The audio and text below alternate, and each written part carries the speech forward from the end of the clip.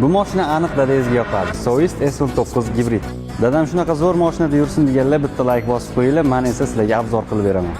Zamonaviy dizayn, linikiga o'xshash mono faralar va 1.6 litrli turbina ekonomli motor. Polniy zapravka bilan 1000-1200 km yurib beradi.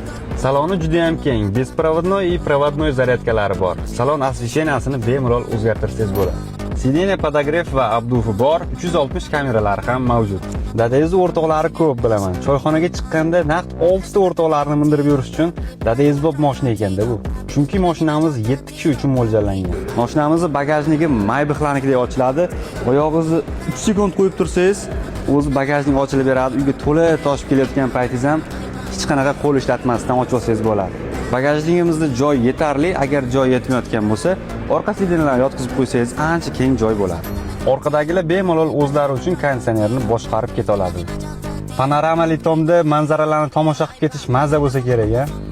Bilaman, mashina sizga yoqdi. Bitta like bosib qo'yib, niyat qilib qo'ying, sizga ham nasib qiladi.